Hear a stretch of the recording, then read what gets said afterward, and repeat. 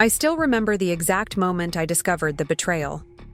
It was an ordinary Tuesday morning, rain pattering against my apartment windows in Philadelphia as I sipped my coffee and scrolled through emails. That's when I saw it. A message from our family lawyer with the subject line, Pine Haven sale, final documents.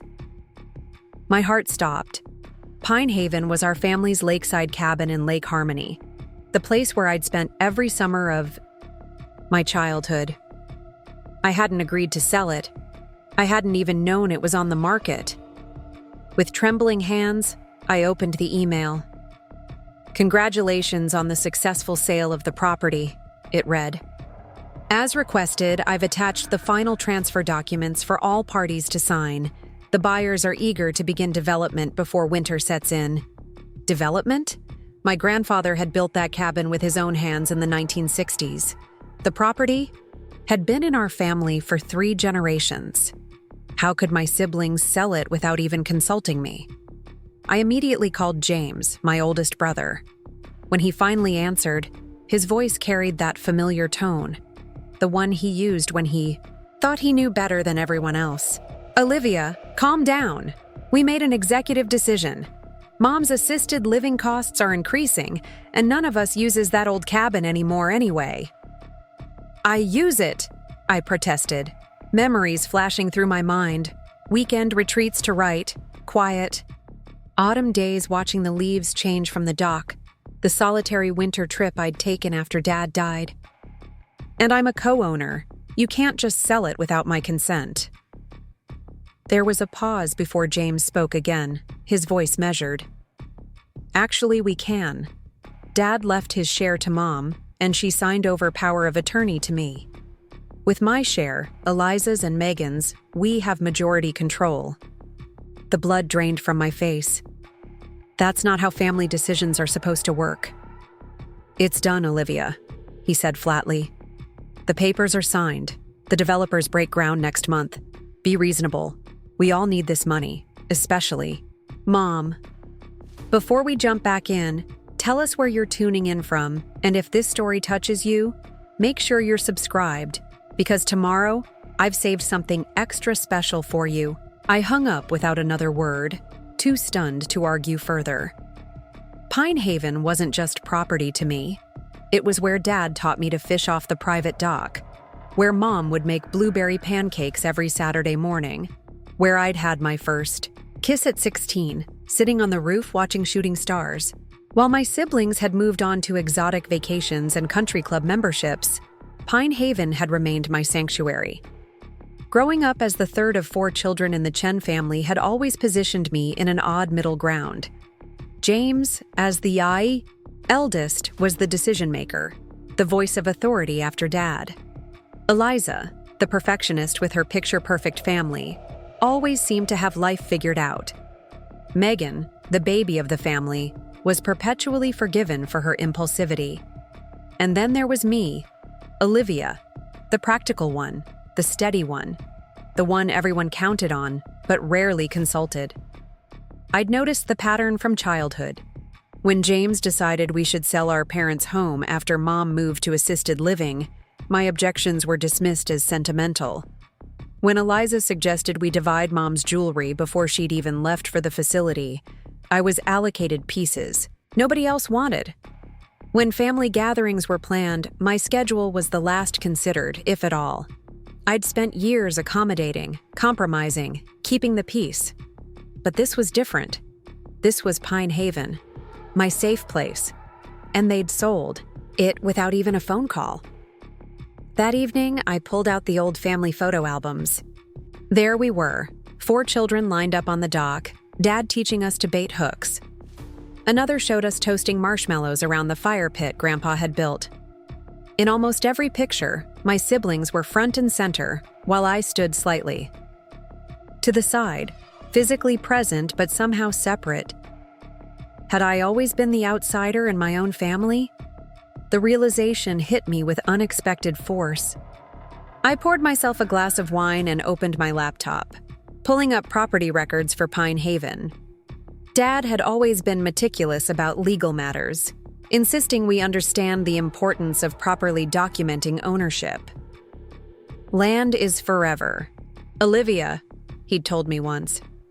Respect it, protect it. As I scrolled through the documents, something caught my eye. A separate deed, filed 3 years ago, just months before Dad's unexpected heart attack. He had transferred ownership of something, called Lakeside Access Route B, solely to me. I frowned, trying to remember what that might be. Then it dawned on me. The private road that led from the main highway down to Pine Haven. Dad had always been proud of that road, lined with blue spruce trees he'd planted himself 30 years ago. I dug deeper into the county records, heart, racing. The access road was the only legal entry point to the property, and according to these documents, I owned it outright. The main cabin and lakefront property might have been sold, but the only way to reach it was across land that belonged solely to me. For the first time since seeing the lawyer's email, I smiled. Perhaps I wasn't as powerless as my siblings assumed. The next morning, I called my mother's sister, Aunt Helen. Unlike my siblings, who saw Pine Haven as simply an asset to liquidate, Aunt Helen understood what the place meant to me. She'd spent summers there with us as children, telling ghost stories on the screened porch and teaching us to identify constellations from the dock. "They did what?" she exclaimed when I explained the situation. "Without even talking to you?" "Oh, Olivia." "I know," I sighed, "but I found something interesting. Dad transferred the access road to me before he died. Just me, not the others." "That sounds like Robert," Aunt Helen said, a smile in her voice. "He always saw more than people gave him credit for." "What do you mean?" "Your father watched how they treated you, honey. The way your concerns were often dismissed. He worried about it, especially after he got sick. That road transfer wasn't an accident." Her words settled over me, a bittersweet confirmation. Dad had seen the dynamic in our family, had tried in his own way to ensure I wouldn't be entirely overlooked. "What are you going to do now?" Aunt Helen asked. "I'm not sure yet," I admitted. "But I'm done being the agreeable sister who gets steamrolled." That Saturday, I drove the 2 hours to Lake Harmony.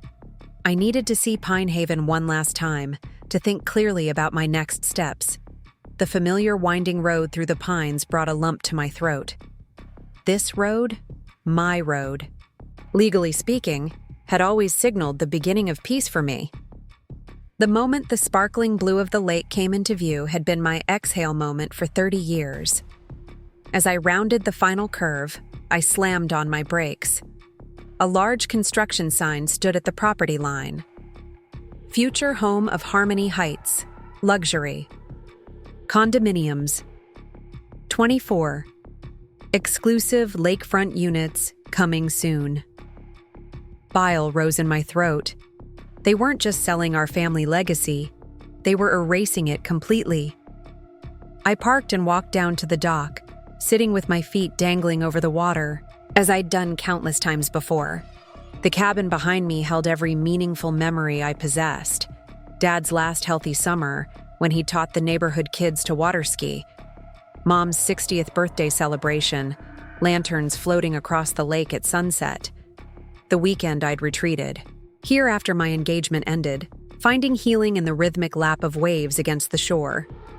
My phone buzzed, a text from Eliza. "Heard you went to the cabin. It's done, Liv. Let it go." Let it go.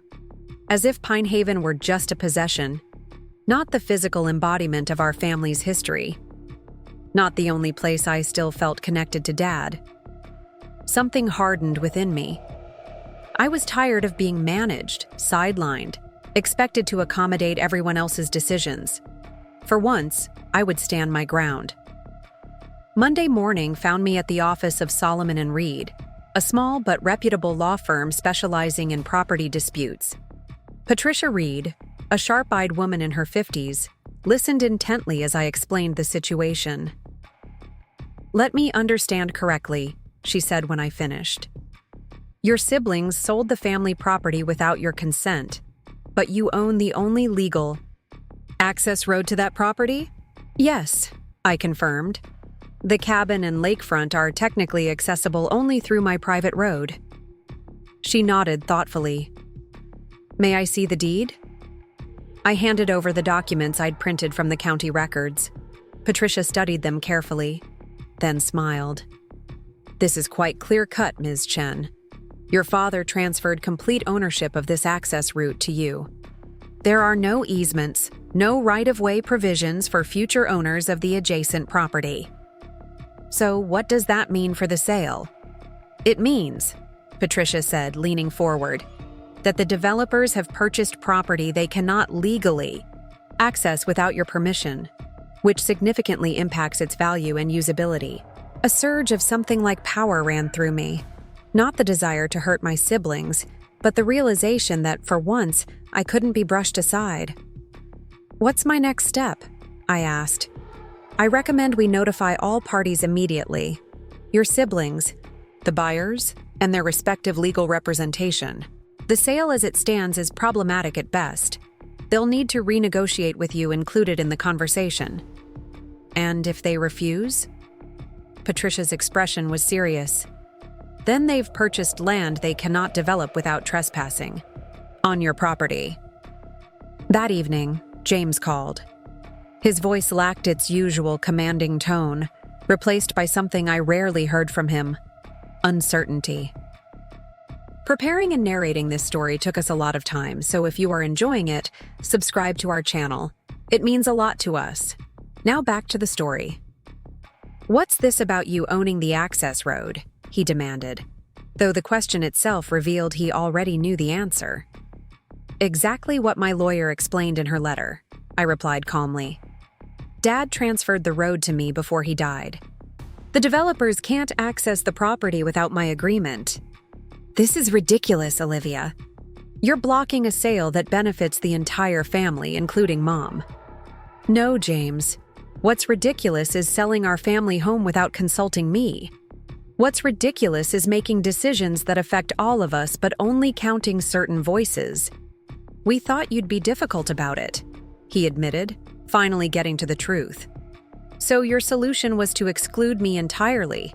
How is that fair or respectful? When he didn't immediately respond, I continued. I'm not trying to block Mom from getting the care she needs.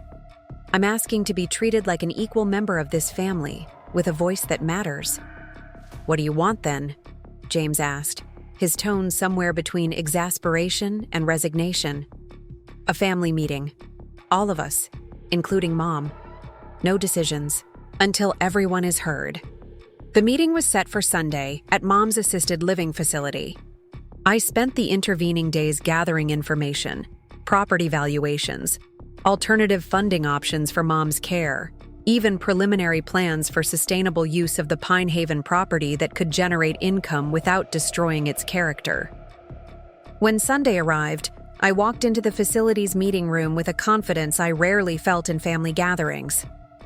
Mom sat in her favorite armchair, looking smaller than I remembered, but with the same keen eyes that missed nothing. James, Eliza, and Megan had arranged themselves on one side of the room, a united front.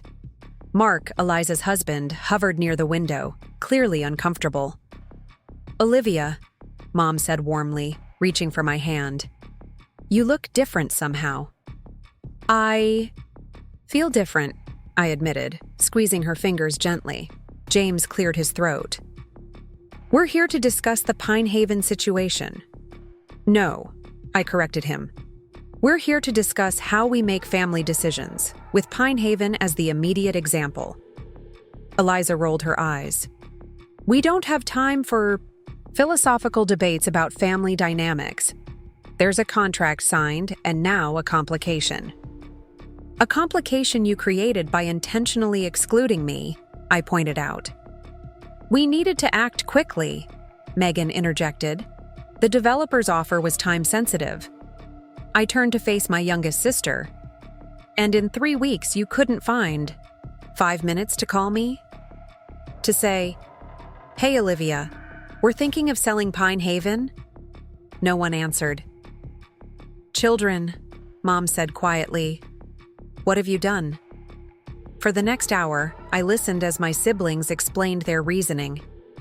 The developer's generous offer, Mom's increasing care costs, the cabin's maintenance expenses, the practical decision to liquidate an underused asset. When they finished, I opened my laptop. I've spent the past week researching alternatives, I said. First, Mom's care. I explained how restructuring her long-term care insurance could cover the increased costs. We don't need to sell Pine Haven for that. Second, the cabin itself. I showed them my proposal for converting part of the property into a small event venue for lakeside weddings and retreats. With minimal investment, we could create a sustainable income source while preserving our family legacy. That's all. Very creative, James said dismissively. But the sale is done. No, I corrected him again. The sale is incomplete because the buyers don't have legal access to the property. And unlike you three, I'm willing to consider all options before making decisions that affect our entire family. Mom, who had been silent throughout most of the exchange, suddenly spoke up.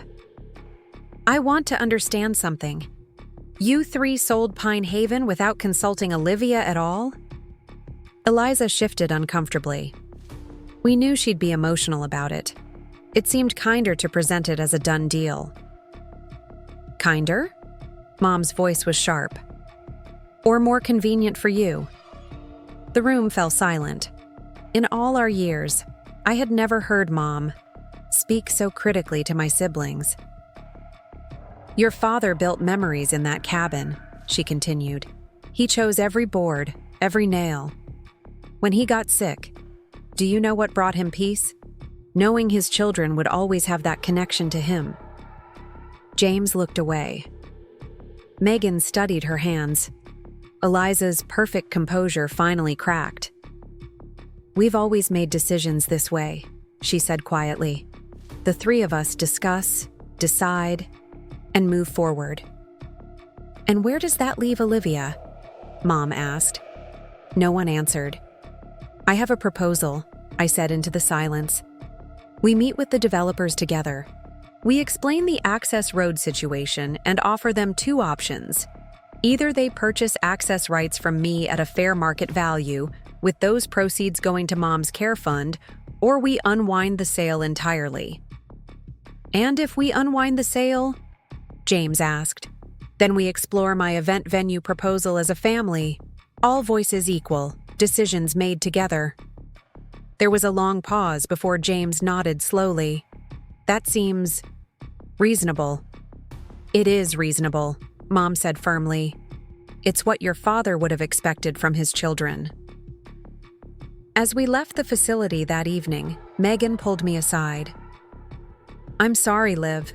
I never realized how it felt to be on the outside of our decisions. Her apology, though simple, felt like the first crack in a dam. A small beginning of change. The meeting with the developers took place the following week. Jeremy Fisher, the lead developer, was initially furious about the access road revelation, accusing us of deliberate deception. Mark, Eliza's husband, had apparently never conducted proper due diligence before facilitating the sale, an oversight that was causing significant strain in their marriage. Ultimately, after tense negotiations, the developers agreed to purchase access rights for a sum that would fully fund Mom's care needs for several years. The original sale would proceed, but with modified terms that acknowledged my ownership stake and included environmental protections for the lakefront that Dad would have insisted upon. It wasn't my ideal outcome. In my heart, I'd hoped to save Pine Haven entirely. But for the first time in my adult life, I had been truly heard by my family. My concerns had been acknowledged, my voice given equal weight in the final decision. As we signed the revised agreements, James surprised me by asking, "Why did Dad give you the road, Liv? Did he ever say?" I thought about Aunt Helen's words, about Dad seeing more than we realized. I think he wanted to make sure I always had a way back to Pine Haven, I said, even if just in memory. James nodded slowly. He was right to worry about you. We haven't always been fair." That simple acknowledgement, more than the legal victory or financial arrangement, felt like healing. 3 months later, we gathered at Pine Haven one last time before the transfer of ownership. The developers had agreed to give us this weekend as a final farewell. We built a bonfire on the shore, roasted marshmallows like we used to as kids, and shared memories of summers past. As night fell and stars reflected on the lake's surface, I realized something had fundamentally shifted in our family dynamic. Eliza asked my opinion about Thanksgiving plans. James included me in a discussion about Mom's birthday celebration. Megan sat beside me on the dock, our shoulders touching, comfortable in shared silence. The access road had given me leverage in a single dispute, but standing my ground had created something more valuable: respect. Not as the agreeable sister who kept the peace at any cost, but as an equal voice in our family's ongoing story. Pine Haven would soon become Harmony Heights. The physical place would transform beyond recognition. But what mattered?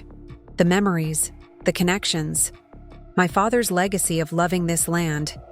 Those remained with me, as clear and constant as the stars reflected in the water. Sometimes the most important roads we own are the ones that lead us back to ourselves. The next morning, I called my mother's sister, Aunt Helen.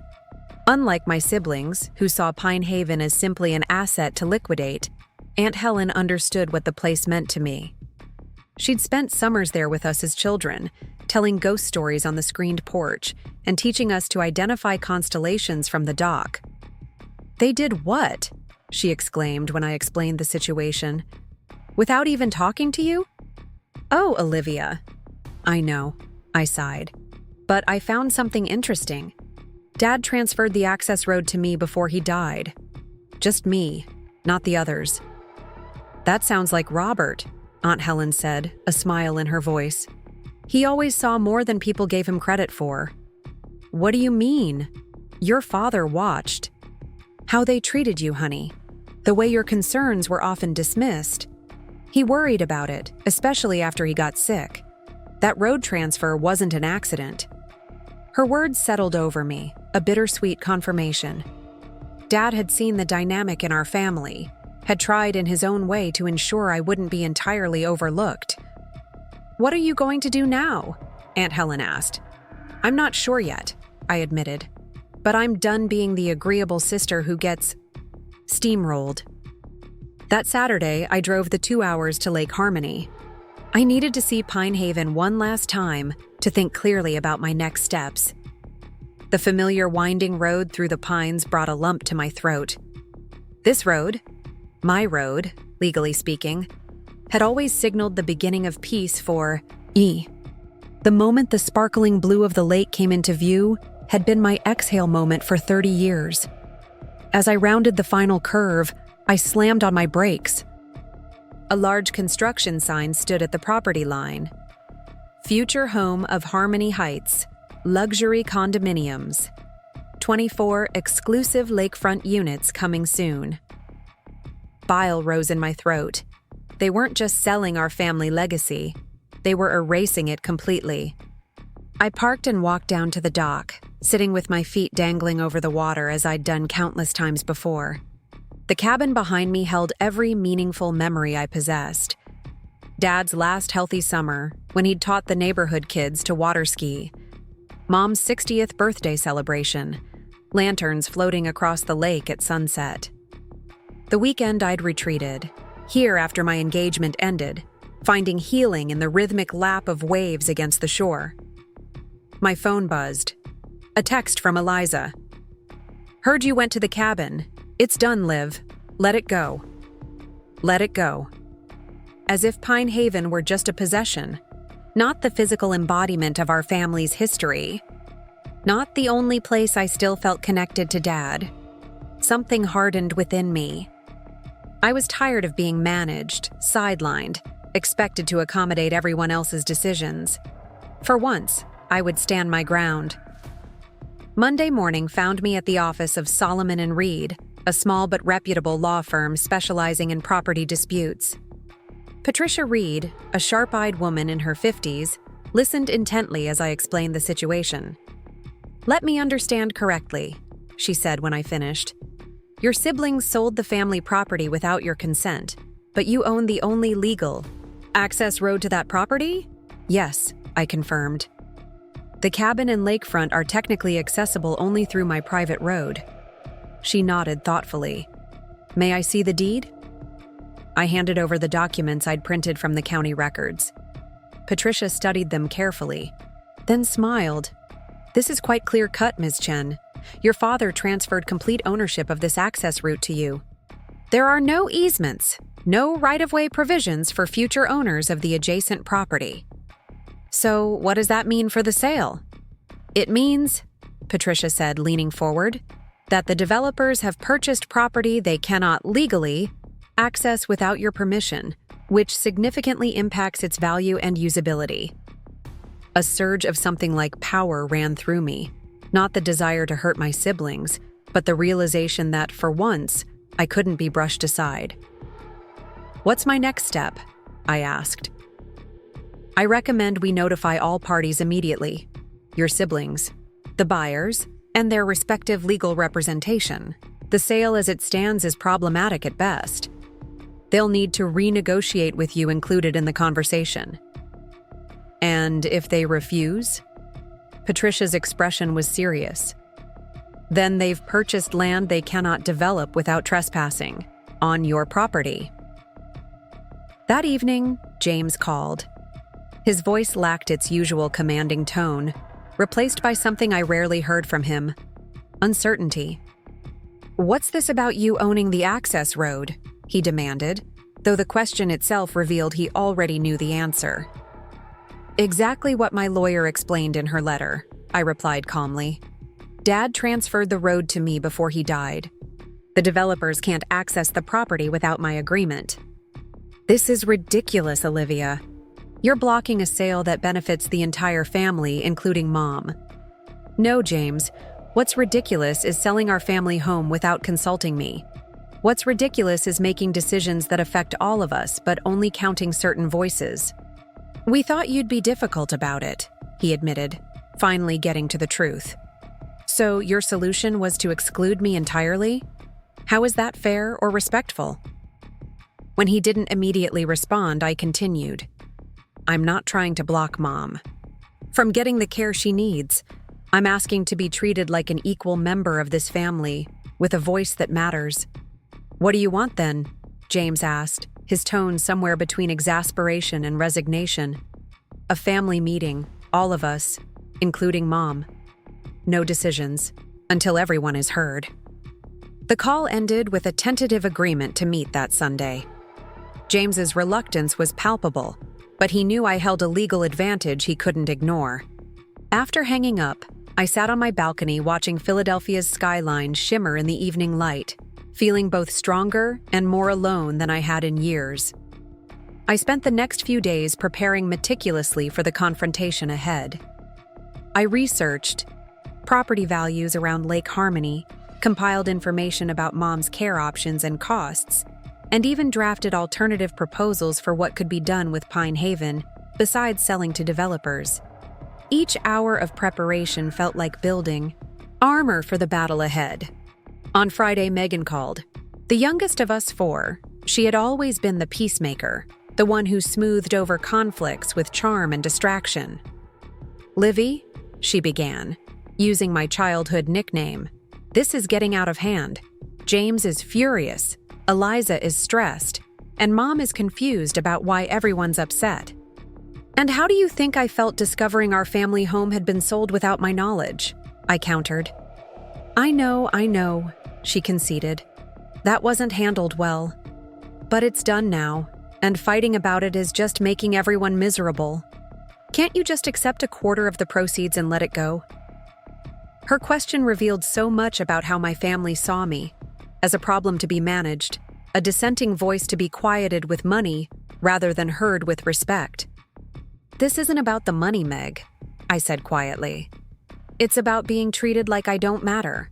Like my connection to Pine Haven is less important than everyone else's convenience.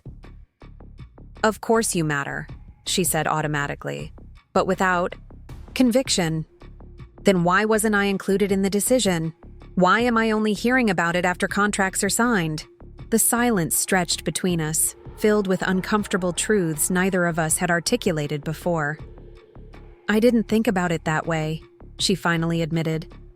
It was just easier to go along with what James and Eliza wanted. It's always easier to go along, I replied. Until suddenly you're watching bulldozers tear down your history. I can't do that anymore, Meg. I won't. After we hung up, I wondered if any of them truly understood what Pine Haven meant to me. While they had moved on to building their own lives and creating new traditions, I had maintained the deepest connection to our shared past. I was the one who winterized the pipes each fall, who managed the property taxes, who kept the flower boxes filled with geraniums the way Mom always had. Not out of obligation, but out of love for a place that had sheltered the best parts of my childhood. Saturday morning, I drove to visit Mom at Oak Ridge, her assisted living facility. I hadn't told my siblings I was going. This conversation needed to happen without their mediating influence. Mom was having a good day. At 74, her memory sometimes wavered, but today her eyes were clear and focused as I joined her for morning coffee in the garden courtyard. "You look troubled, Olivia," she said, studying my face. Mom had always been perceptive, especially with me. Perhaps because we shared the same quiet temperament, the tendency to observe rather than demand attention. "Did James tell you they sold Pine Haven?" I asked directly. She nodded slowly.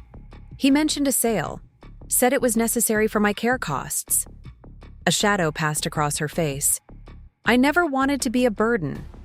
"You're not a burden, Mom," I said firmly, taking her hand. "And your care isn't the issue. The issue is that they made this decision without me, without even telling me until it was done."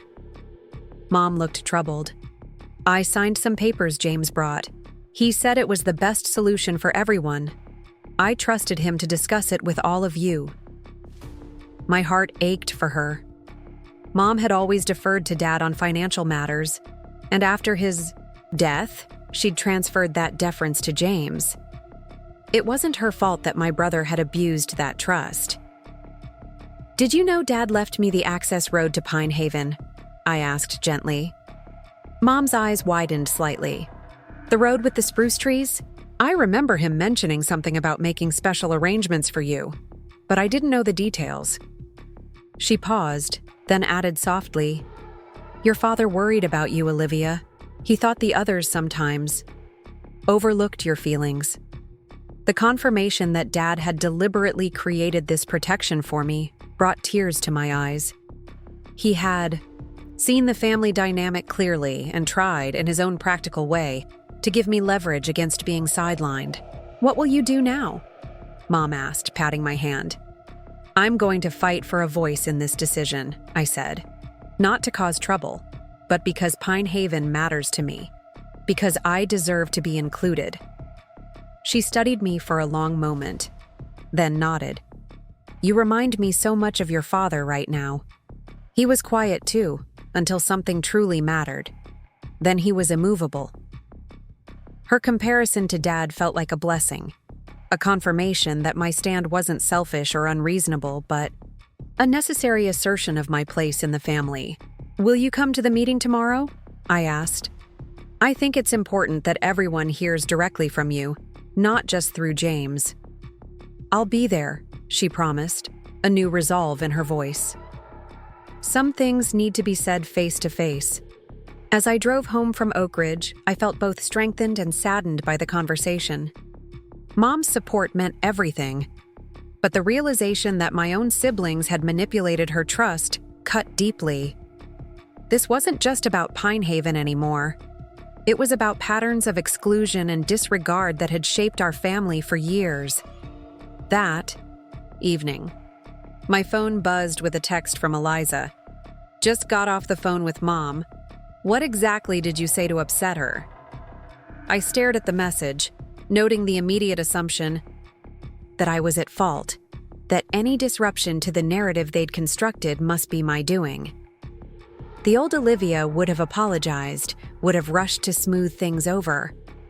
The new Olivia typed, I told her the truth, that Pine Haven was sold without my knowledge or consent. If that upsets her, perhaps you should consider why. The 3 dots appeared and disappeared several times before Eliza finally responded.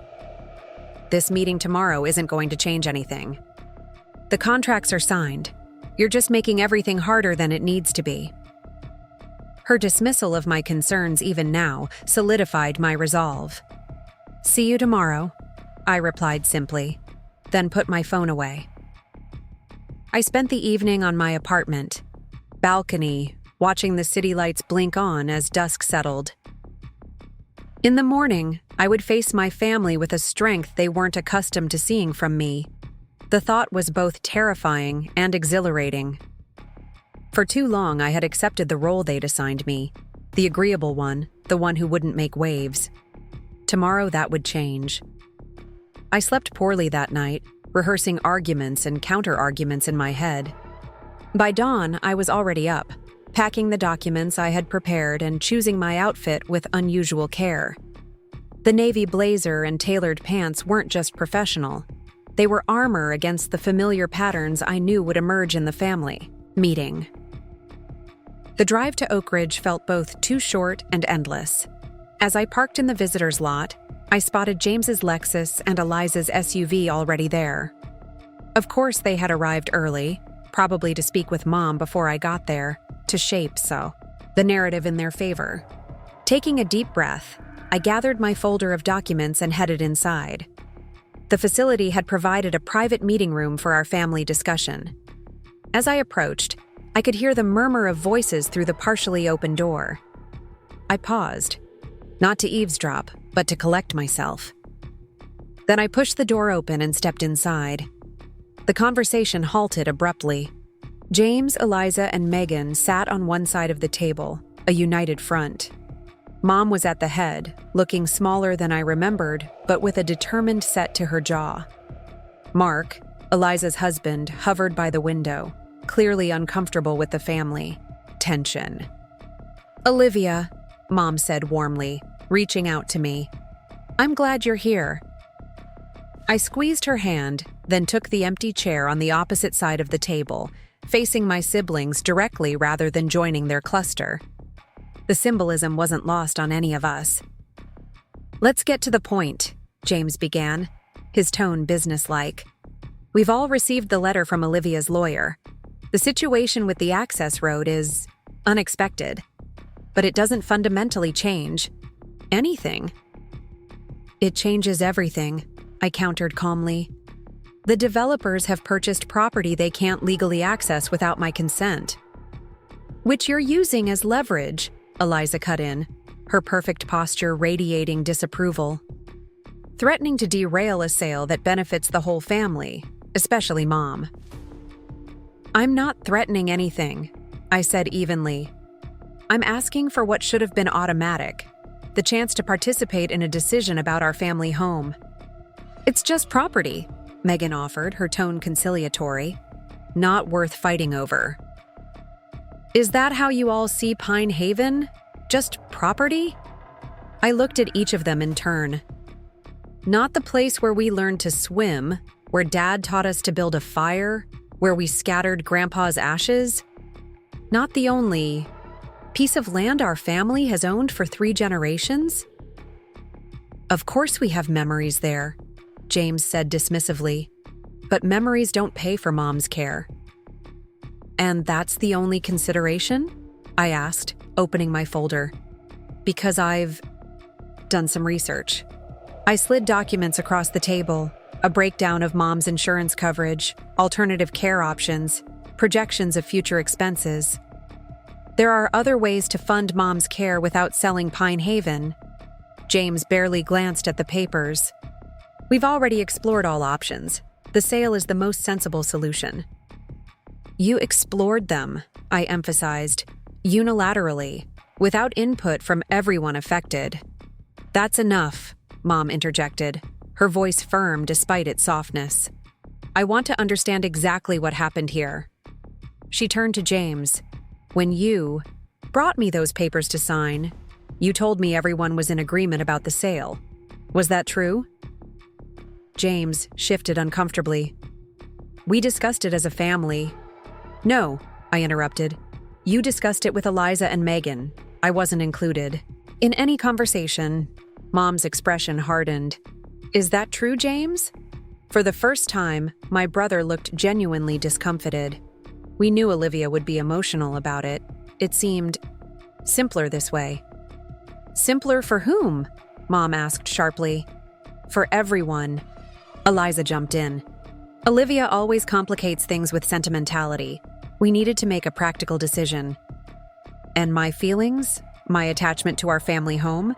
That's just inconvenient sentimentality? I asked, keeping my voice steady despite the hurt their words inflicted. That's not what I meant, Eliza backpedaled. It's exactly what you meant, I said.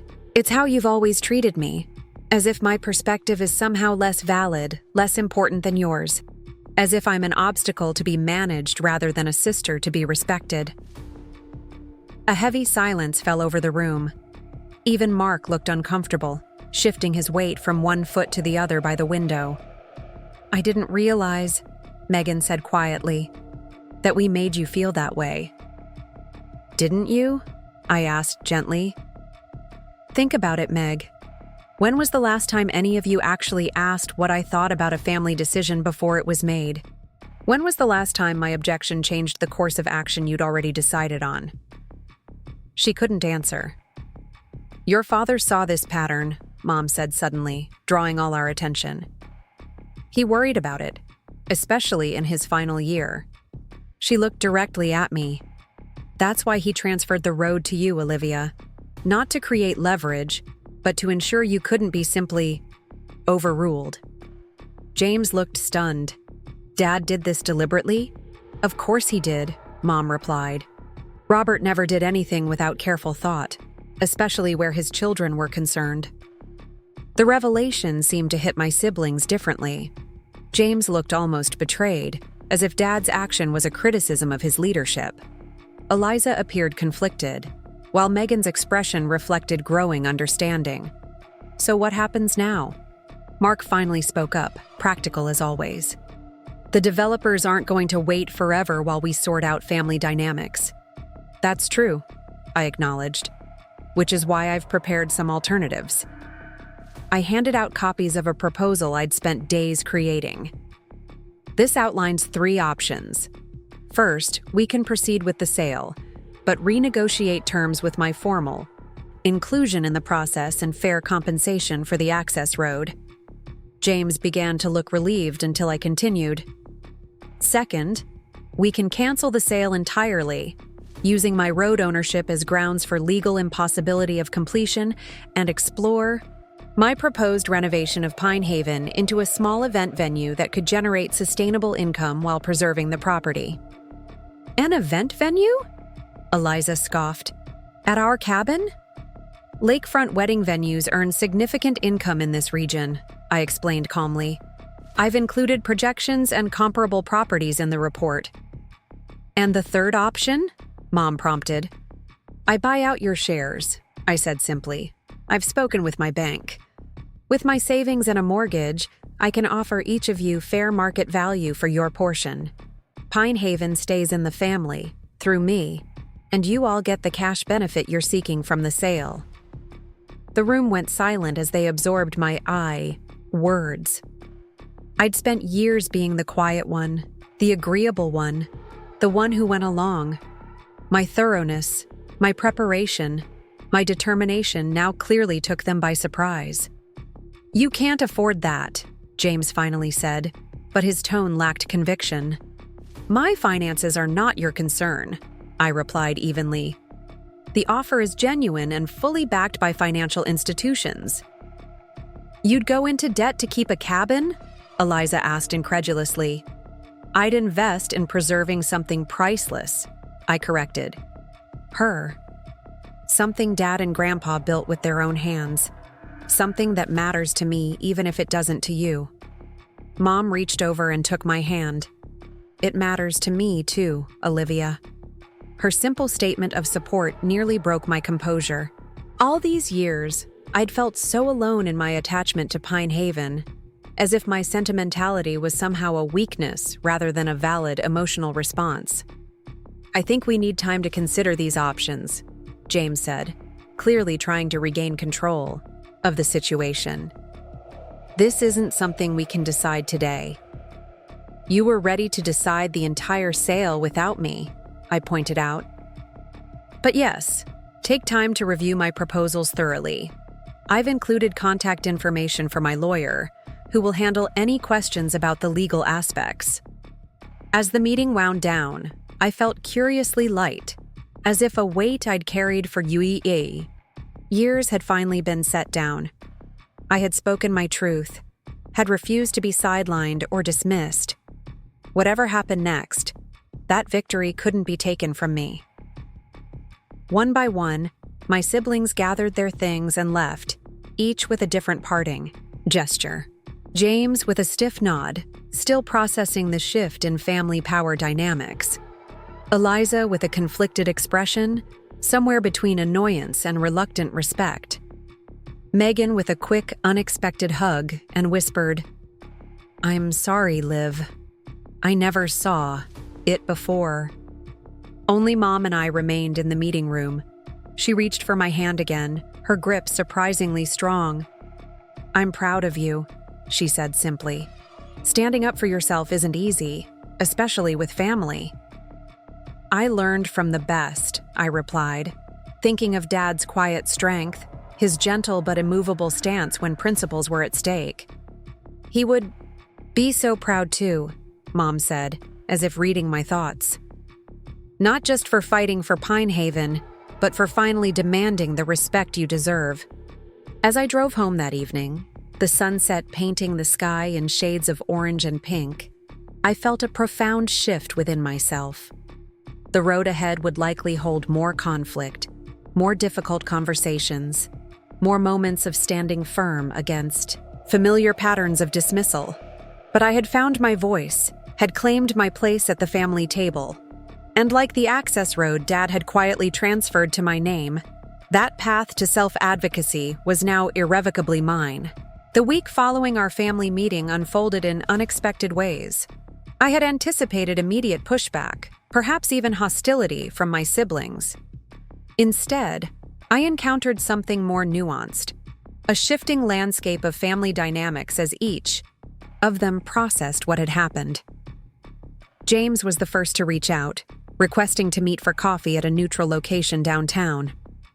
I chose a quiet corner table at a cafe near my office, arriving early to settle my nerves.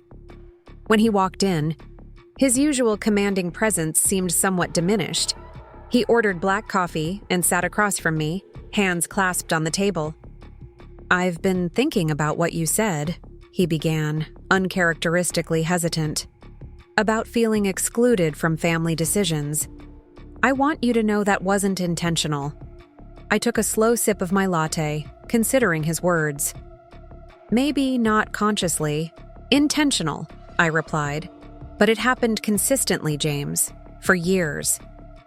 He nodded slowly. "I've been going through old emails, calendar invites, even text chains, looking for the pattern." His admission surprised me. James wasn't typically one for introspection. "You were right. I developed a habit of deciding things first, then just informing you afterward." "Why?" The question was simple but carried the weight of decades. James stared into his coffee for a long moment. "You were always the quiet one, even as a kid. The one who went along, who didn't make waves. I think at some point I stopped distinguishing between someone who doesn't speak up and someone whose opinion doesn't need to be sought." His insight was sharper than I had expected. "That's surprisingly self-aware," I said, not unkindly. A hint of a smile touched his lips. "I'm capable of growth, believe it or not." The smile faded. "Dad leaving. You the access road. It forced me to reconsider some things." About him, about you, about how I've led this family since he's been gone. You don't have to lead us, James. We're all adults. Force of habit, he admitted. When Dad got sick, he pulled me aside. Take care of them, he said. I think I interpreted that too. Literally. Assumed it meant making decisions for everyone rather than with everyone. We sat in silence for a moment, the cafe noise creating a gentle backdrop to this unprecedented conversation. About Pine Haven, he finally said. I've reviewed your proposals. All 3 options have merit, but I'm particularly interested in your event venue concept. He pulled out the document I'd created, now marked with his notes in the margins. The financials actually make sense. I had my colleague in commercial real estate review them, and he agrees the return potential is significant. I felt a flicker of hope. You'd consider keeping the property? I'm open to discussing it, he said carefully. It would mean delaying the funds for Mom's care, which was the initial driver for the sale. I've thought about that too, I said, pulling out additional calculations I'd prepared. If we each contributed to a bridge fund for Mom, proportional to our incomes, not equally divided, we could cover her needs until the venue begins generating revenue. James raised his eyebrows. You've really done your homework on this. I always do my homework, James. You just never asked to see it before. He acknowledged this with a slight nod. Eliza will be harder to convince. She's set on the sale, not just for Mom's sake, but because she and Mark have their eye on a property in Vale. They're counting on her share. I can't solve everyone's financial desires, I said firmly, but I can offer solutions for Mom's needs, which was supposedly the primary concern. Fair enough, he conceded. Have you spoken with Megan? Not yet. She texted yesterday asking for some time to think things through. James nodded. She feels caught in the middle. It's an uncomfortable place for her. She's always been the family peacekeeper. I'm not interested in peace at the expense of being heard, I said quietly. Not anymore. I'm beginning to understand that, James replied. Look, I can't speak for the others, but I'm willing to seriously consider alternatives to the sale, particularly if we can ensure Mom's security in the process. It wasn't a complete victory, but it was more than I had realistically expected from this meeting. As we parted ways outside the cafe, James surprised me with an awkward but genuine hug. I'm sorry, Liv, he said simply, for not seeing you clearly. His apology stayed with me as I walked back to my office, a complex mix of emotions swirling through me. Vindication, certainly, but also a tentative hope that perhaps real change was possible. That evening, I received a text from Eliza asking if she could stop by the following night. Unlike James's conciliatory approach, her message was terse, businesslike. I agreed, setting boundaries around timing to ensure I maintained some control over the interaction. When Eliza arrived at my apartment, she was impeccably put together as always. Not a hair out of place, her designer handbag matching her shoes. The perfect exterior that had always made me feel somehow rumpled in comparison, even when I made an effort. Your view is better than I remembered, she commented, looking out over the city skyline from my balcony. It was as close to a compliment as Eliza typically offered. Would you like some wine? I offered, trying to ease the palpable tension. No, thank you. I'd rather discuss this clearly. She took a seat at my dining table, placing her folder of documents precisely in front of her. I've reviewed your proposals, but I need to be direct. I'm still in favor of the original sale. I sat across from her, mirroring her posture. May I ask why? The certainty of it, she replied promptly. Your event venue idea is creative. I'll grant you that, but it's speculative. The developer's offer is guaranteed money right now. And the reason you need guaranteed money right now is for the Vale property, I said, recalling James's comment. Her eyes narrowed slightly. James has been talking, I see. We're trying this new thing called communication, I replied, keeping my tone light. You might want to try it sometime. To my surprise, a small smile flickered across her face. Touché. Eliza, I understand you have plans that depend on this sale, but Pine Haven isn't just an asset to liquidate. It's our history. History doesn't pay for Mom's nursing care, she countered, or college funds for my kids. No, but according to the projections, the event venue could eventually contribute to both. It just requires patience and some upfront investment. Eliza sighed, a rare crack in her perfect composure. It's not just about the money, Olivia. It's about moving forward, that cabin. It's tied to the past, to Dad. Every time I go there, I see him everywhere. The porch he rebuilt after the storm. The fireplace where he taught us to make s'mores. Her voice wavered slightly. It hurts. Her admission caught me off guard. Eliza, always so controlled, so practical, never spoke about her grief for Dad. She had been the one insisting on clearing out his belongings within weeks of the funeral, on handling the estate efficiently, on moving forward, as she put it now. That's exactly why it matters to me, I said gently, because I can still feel him there. She met my eyes directly. Maybe that's the difference between us. You find comfort in those memories. I find pain. The realization settled between us that our opposing views on Pine Haven weren't just about money or property or even family decision-making. They were about fundamentally different ways of processing grief, of carrying our father's memory. I didn't know you felt that way, I admitted. How could you? We never talk about these things. Eliza smoothed an invisible wrinkle from her skirt. That's on all of us, I suppose. We sat in silence for a moment, the conversation having veered into unexpectedly vulnerable territory. What if, I suggested carefully, we found a compromise? A way for you to get the funds you need without completely erasing Pine Haven? I'm listening. What if I buy your share directly? You get the same cash benefit you would from the developer's offer, without waiting for the event venue to become profitable. I get to preserve the property. Mom's care gets funded from the combined resources James and I would put toward maintaining and converting the cabin. Eliza considered this, her analytical mind visibly working through the implications. You'd take on that financial burden for a dilapidated cabin? For what that cabin represents, I corrected.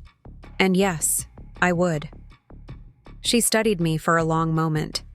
You really do love that place, don't you? I do. Not just for what it was, but for what it could still be. Eliza gathered her documents, her expression thoughtful. I need to consider this. Talk to Mark, review our finances, but it's a possibility I hadn't considered. It wasn't an agreement, but coming from Eliza, it was significant progress. Thank you, I said simply, for being willing to think about alternatives. As she prepared to leave, Eliza paused at the door. You know, I always envied how easily you connected with Dad. How you understood his love of that land, his attachment to building things with his hands. A complexity of emotions crossed her face. I was always too much like Mom, focused on achievement, on tangible results. He was proud of you, Eliza, I said, certain this was true. Your drive, your success. Maybe, she acknowledged, but he understood you. With that surprisingly vulnerable admission, she left, her heels clicking down the hallway with their usual precision. 2 conversations, 2 windows into siblings I thought I knew completely. Both had revealed aspects of themselves and our shared history that I had never fully seen before. It made me wonder what Megan might reveal when we finally spoke. I didn't have to wait long to find out. The following afternoon, Megan texted asking if she could come over that evening. Unlike James's formal request or Eliza's businesslike approach, Megan's message included 3 heart emojis and an offer to bring takeout from our favorite Thai restaurant. She arrived with enough food for 4 people, her usual slightly chaotic energy filling my apartment as she unpacked containers across my kitchen counter. "I got extra spring rolls because I know they're your favorite," she said, pushing her curly hair out of her face, "and mango sticky rice for after." "Thanks, Meg," I said, helping her arrange the impromptu feast. "This is nice." We settled on the couch rather than at the dining table, plates balanced on our laps the way we used to eat at Pine Haven when the adults weren't looking. "So," she began, after a few minutes of comfortable eating, "I've been doing a lot of thinking about what you said at the meeting, about being overlooked." I nodded, waiting for her to continue. "At first, I didn't really get it. I thought, you were just upset about Pine Haven specifically." She set down her fork, giving me her full attention. "But then I started thinking about other family decisions. The way James and Eliza talk over you at holidays. The way your suggestions often get dismissed unless someone else repeats them. The way you're left out of the group text threads sometimes." Her observations were surprisingly astute for someone I had always categorized as somewhat self-absorbed. "I started noticing it everywhere," she continued. "Like at Mom's birthday last year, when you offered to host at your place and Eliza immediately said we should do it at hers instead. No discussion, no acknowledgement of your offer, just override." "I'm surprised you noticed that," I admitted. Megan looked slightly hurt. "I notice things, Liv. I might not always speak up, but I see what's happening. Why didn't you ever say anything?" She shrugged, looking suddenly younger than her 30 years. "It was easier not to. I hate conflict. You know that, and..." She hesitated. "I've benefited from it too. Being the baby of the family, getting what I want because I'm supposedly fragile or need protection." Her self-awareness surprised me. "So what changed?" "I saw your face," she said simply. "When James dismissed your concerns about Pine Haven, I saw how much it hurt you, and I realized I've been watching that same hurt for years without doing anything about it." She reached for my hand. "I'm sorry, Liv. I should have been a better sister." The sincerity in her voice brought unexpected tears to my eyes. "Thank you for saying that." "I want to make it right," she said earnestly. "So I've made a decision. About Pine Haven, I'm siding with you. Whatever option you think is best, I'll support it." I blinked in surprise. "Just like that?" "Just like that," she confirmed. "I trust your judgment. And frankly, you're the only one who's consistently cared for the place over the years. The rest of us just show up and expect everything to be perfect." It was true. I was the one who hired the plumber when pipes froze, who coordinated the roof repair after the big storm, who made sure the property taxes were paid on time. Not because anyone asked me to, but because Pine Haven mattered to me in a way it apparently didn't to them. "What about the money?" I asked. "James mentioned you were counting on your share for something." Megan waved dismissively. "I was going to use it to pay off some credit card debt, maybe take a trip. Nothing essential, nothing that can't wait." She grinned suddenly. "Besides, your event venue idea sounds amazing. I'm already picturing gorgeous brides on the dock, fairy lights in the trees, dancing under the stars." Her enthusiasm was infectious, reminding me of the little sister who used to get caught up in elaborate make-believe games at the cabin, turning our simple surroundings into magical kingdoms. "It would be beautiful," I agreed. "But it would take work to get there. The cabin needs significant renovations to be suitable for events." "Count me in," Megan said immediately. "I might not be handy, but I can paint, decorate, help with the aesthetic vision. This could be our project, Liv, something we build together." For the first time since discovering the sale, I felt genuine optimism about Pine Haven's future. With James considering the event venue concept, Eliza potentially willing to sell me her share, and Megan actively supporting my vision, The possibility of keeping our family legacy alive suddenly seemed within reach. There's still the issue of the developers, I reminded her. They've signed contracts, put down deposits. But they can't access the property without your road, Megan pointed out. That gives you leverage. It gives us leverage, I corrected. If we're going to do this, we do it as a family. Equal voices, equal consideration. Megan smiled. I like this new assertive Olivia. After Megan left, I sat on my balcony watching the city lights, mentally replaying the conversations with my siblings. Each had revealed sides of themselves and facets of our family dynamic that I hadn't fully appreciated before. James's sense of responsibility, Eliza's buried grief, Megan's unacknowledged perceptiveness. For years, I had cast myself as the overlooked victim in our family story, the one whose voice didn't matter. There was truth in that narrative, but it wasn't the complete picture. We had all been shaped by Dad's death, by the roles we'd unconsciously adopted to keep the family functioning in his absence. James the leader, Eliza the achiever, Megan the peacemaker, me the caretaker.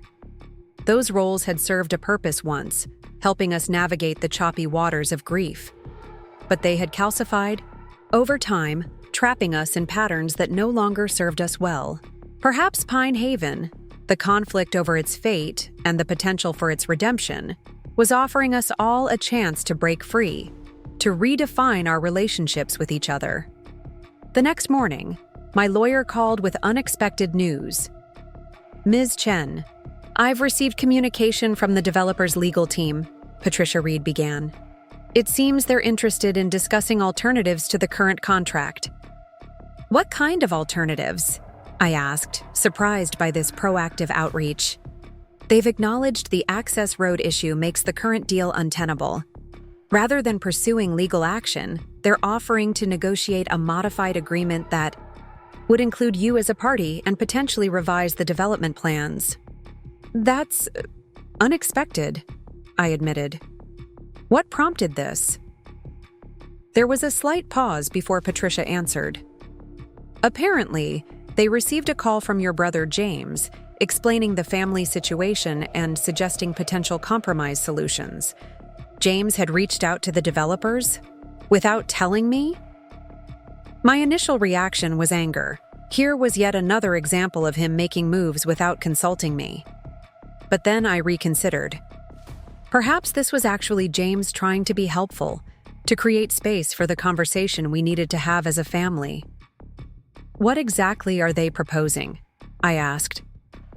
They'd like to schedule a meeting with all stakeholders present, your siblings, yourself, and their development team.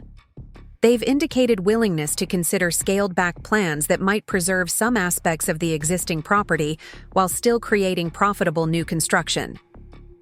It wasn't ideal. Any development would fundamentally change Pine Haven's character, but the fact that they were willing to negotiate rather than immediately pursuing legal action was significant. When would this meeting take place? They've suggested next Wednesday afternoon. I strongly recommend you allow me to attend with you. Absolutely, I agreed. And I'll need to coordinate with my siblings to ensure everyone can be there. After ending the call, I sat at my desk considering this new development.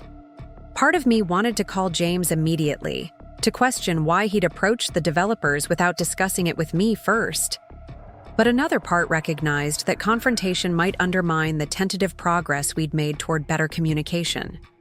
Instead, I composed a group text to all three siblings. Just heard from my lawyer that the developers want to meet. James, thank you for reaching out to them. I appreciate the effort to find a workable solution. Can everyone make Wednesday at 2 p.m.? James responded first. I'll be there. Sorry for not mentioning my call to them. Wanted to see if they were open to discussion before getting hopes up. Eliza, I'll rearrange my schedule. Mark wants to attend too, if that's okay. Megan, count me in. Should we invite Mom? I considered Megan's question carefully. Mom deserved to be included, but the meeting might become technical and potentially contentious. Not the best environment given her occasional confusion. Maybe we brief Mom together afterward? I suggested. Once we have a clear proposal to present? All three agreed, and for perhaps the first time in our adult lives, we had made a family decision with everyone's input valued equally. It was a small step, but a meaningful one. The day before the developer meeting, I drove out to Pine Haven alone. I needed to reconnect with the place, to remind myself why this fight mattered so much to me. The familiar drive along the winding road, my road, brought both comfort and anxiety. What would become of this place that had shaped so much of who I was? As I pulled up to the cabin, memories flooded back with physical intensity. Dad showing me how to bait a hook on the dock. Mom reading on the screened porch during summer thunderstorms. The four of us kids playing elaborate games of hide and seek among the pines. The weekend after Dad's funeral when I had come here alone, needing to feel his presence in the place he had loved most. I walked down to the dock, sitting cross-legged at its edge as the late afternoon sun danced across the water. The construction sign announcing the future condominiums still stood at the property edge, a jarring reminder of what was at stake. "What would you do, Dad?" I asked aloud, watching a heron glide low over the lake's surface. "How do I preserve what matters without dividing the family?" No answer came, of course, but the question itself clarified something important. My goal wasn't just to save Pine Haven, but to do so in a way that healed rather than deepened the fractures in our family. That meant being willing to consider compromise, to recognize my siblings' needs alongside my own. As I sat there contemplating what form that compromise might take, I heard the crunch of tires on gravel. Turning, I saw James's Lexus pulling up beside my car. He emerged, looking uncharacteristically casual in jeans and a flannel shirt I recognized as one of Dad's. "Thought I might find you here," he said, walking down to join me on the dock. "Pre-meeting reconnaissance," I explained, reminding myself what we're fighting for. He nodded, gazing out over the water. "Remember when Dad taught us to water ski off this dock?" "You got up on your first try," I recalled. "I face-planted about 20 times before I figured it out." James chuckled. "But you didn't give up. Dad kept saying, 'Watch Olivia, she's got grit.'" The memory warmed me. I didn't know he said that. He said a lot of things about you that you probably never heard. How you had his eye for detail. How you understood this place in a way the rest of us didn't. We sat in companionable silence for a few minutes, the gentle lap of waves against the dock posts creating a soothing rhythm. "I went to see the developers yesterday," James finally said, "before the official meeting. Wanted to scope out how flexible they really are." And?" I prompted when he didn't immediately continue. "They're business people. They care about profit margins and timelines, not family legacies." He turned to face me directly. "But they're also practical. They recognize that without access rights, their current plan is dead in the water, so they're willing to consider alternatives." "What kind of alternatives?" "Scaled-back development. Preserving some of the existing structures, including this dock and the main cabin.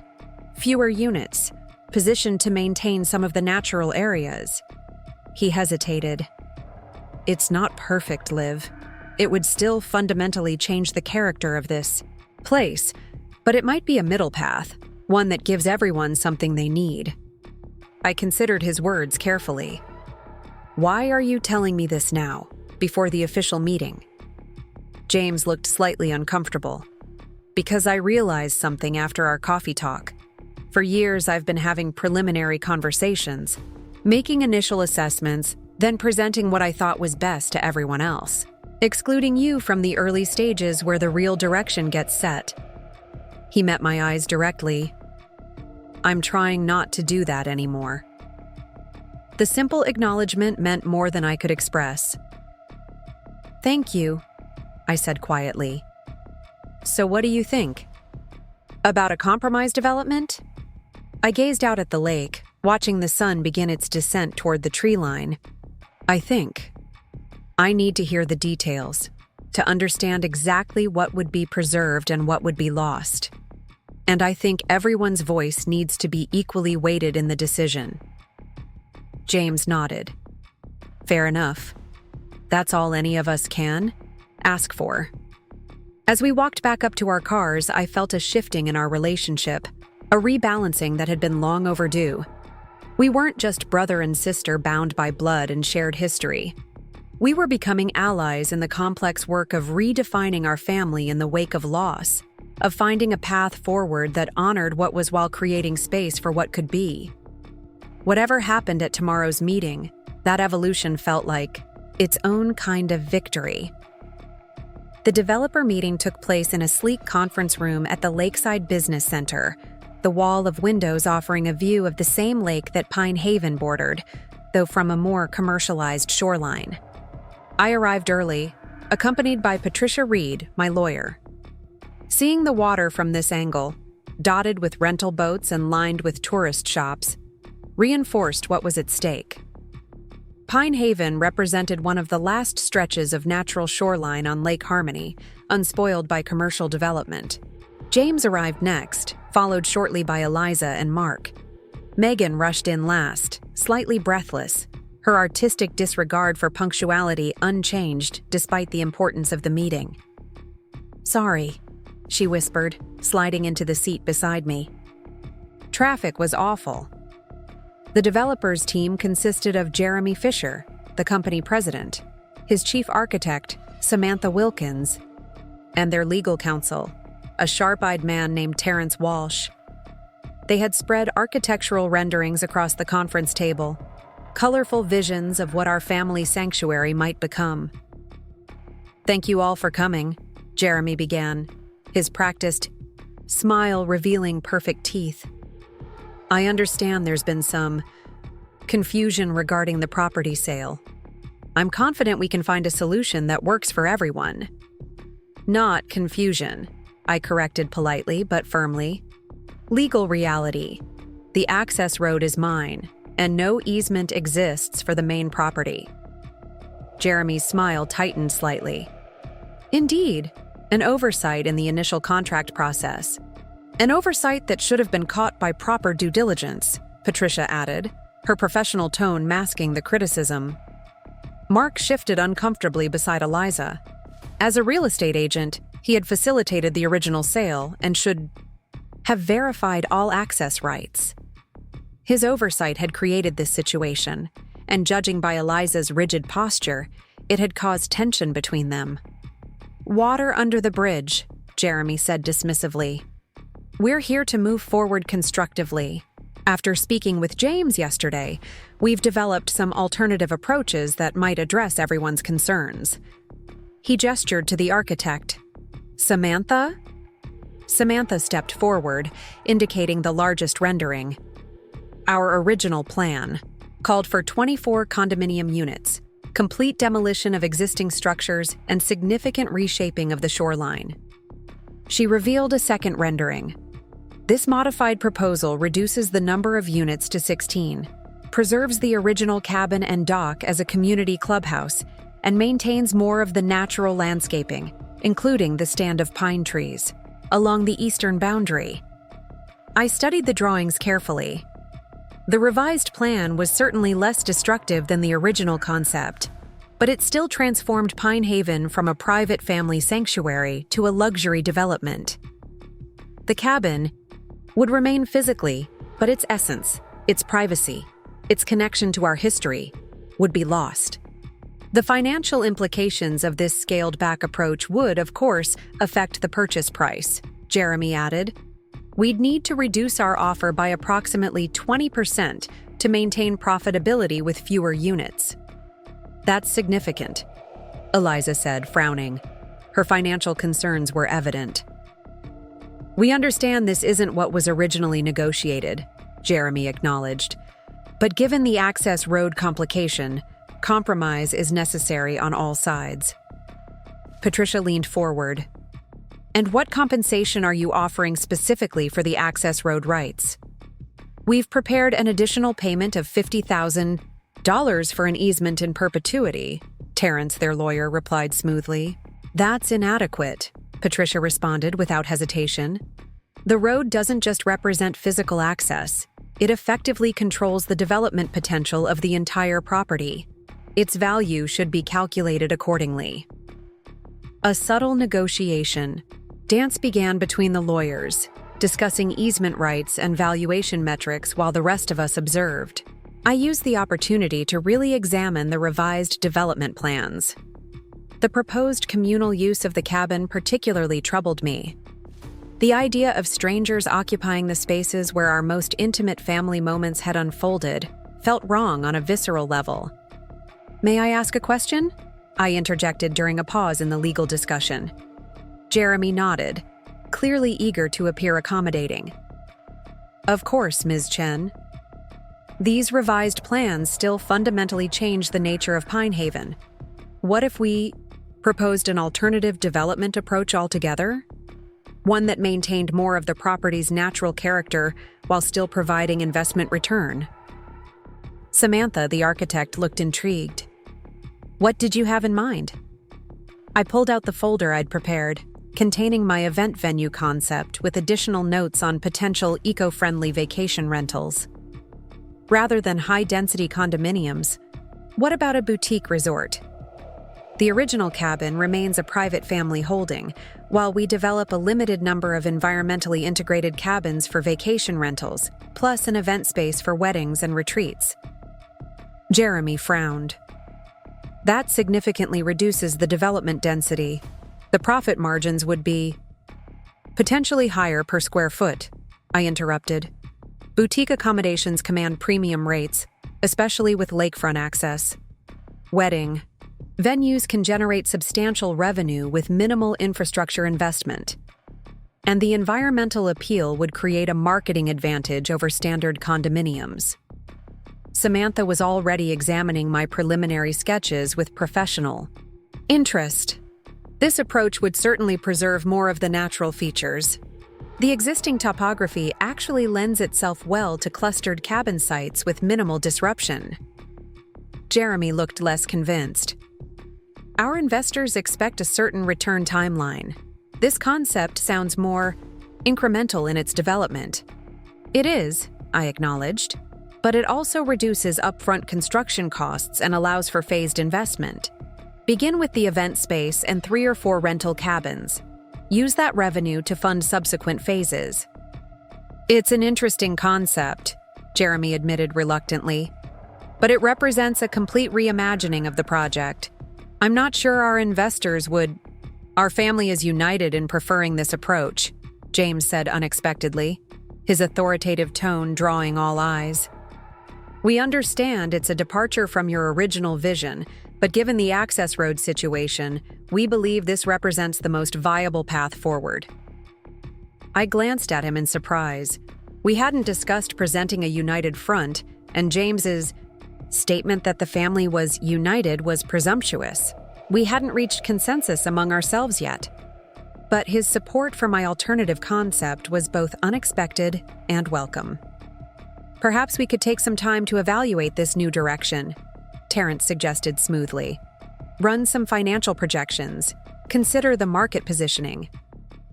Of course, Patricia agreed. I suggest we reconvene in 1 week. That will give everyone time to consider options carefully. As the meeting concluded with tentative handshakes and non-committal pleasantries, I felt cautiously optimistic. The developers hadn't rejected my alternative outright, and having James' voice support had undoubtedly strengthened its reception.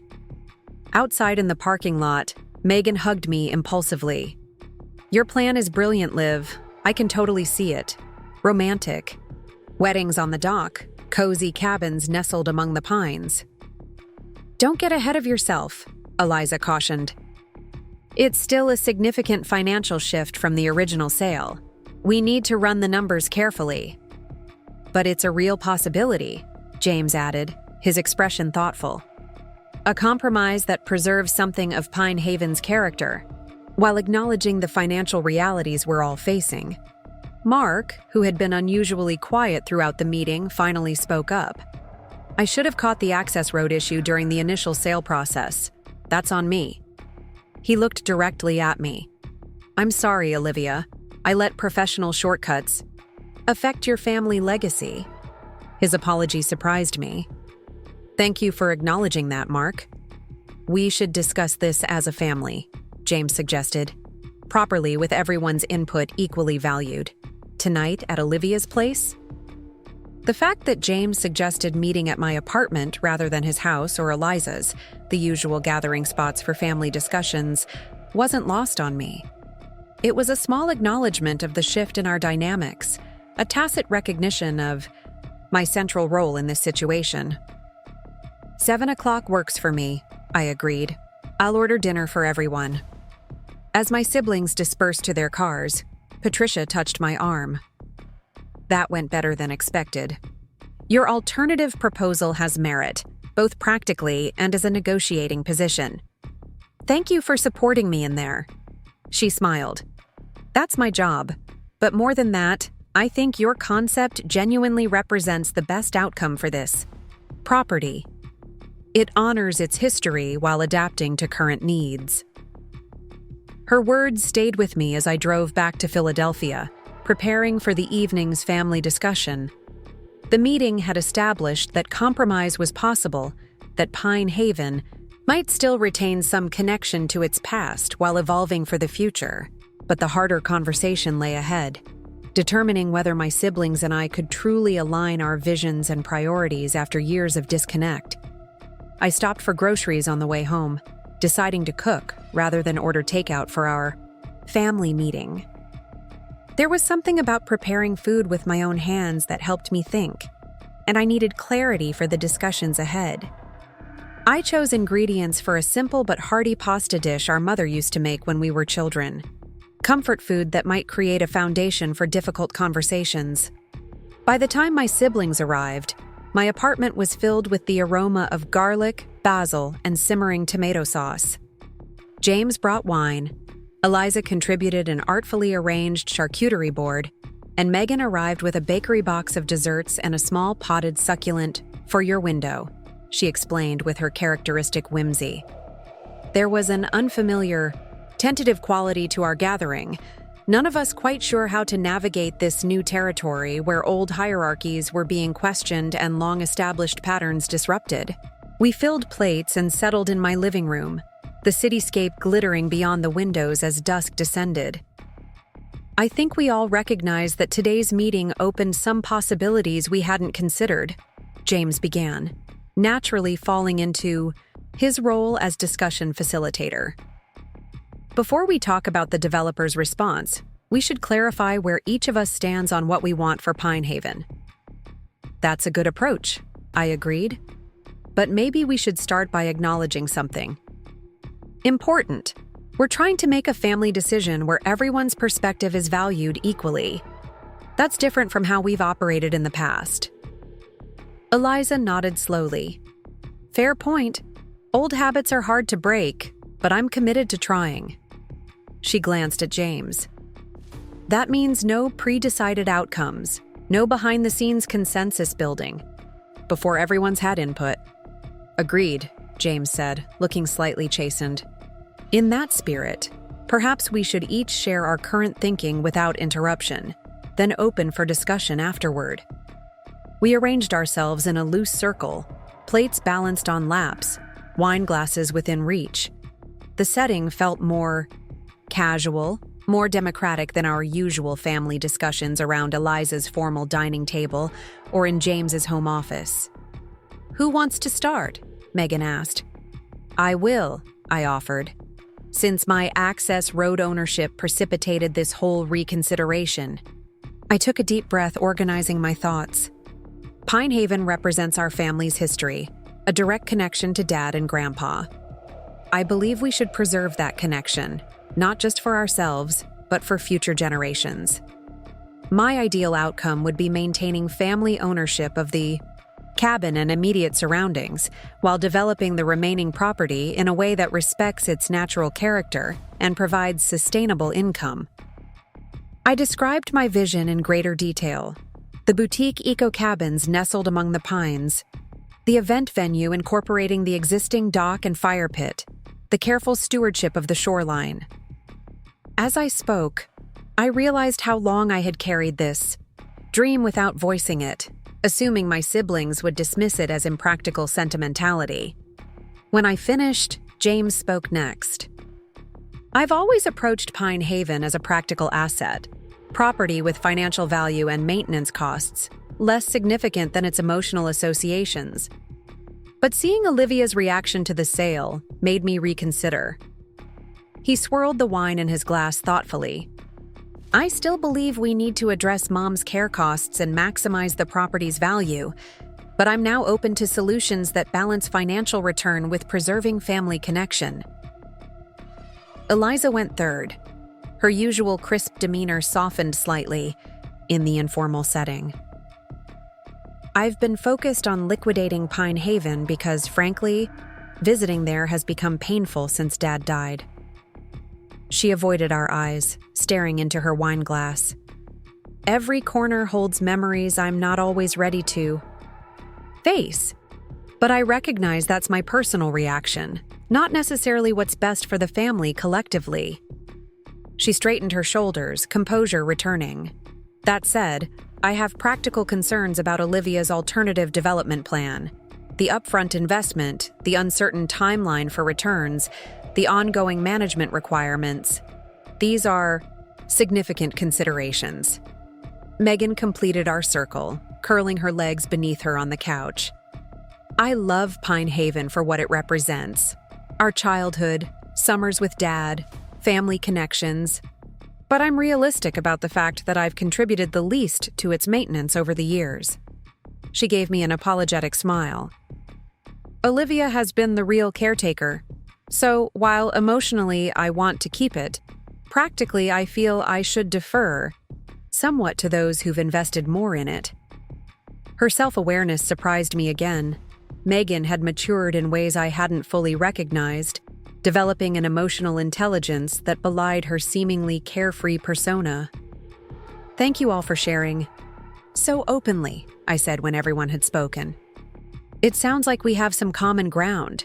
Recognition of Pine Haven's emotional significance balanced against practical financial considerations.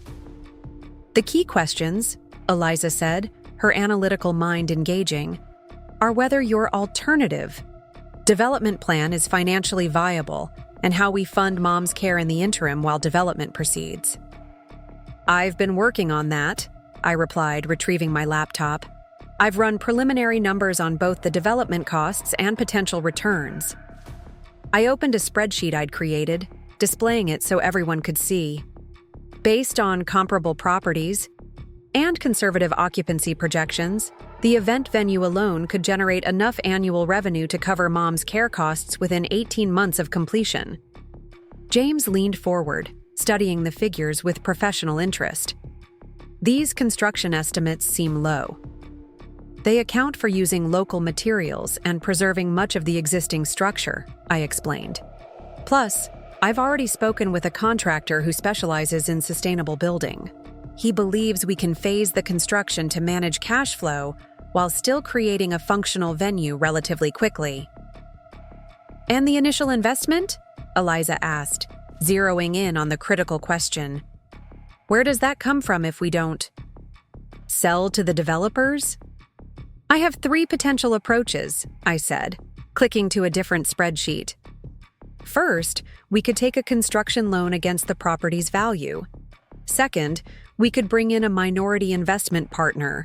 Or third, I hesitated, then continued.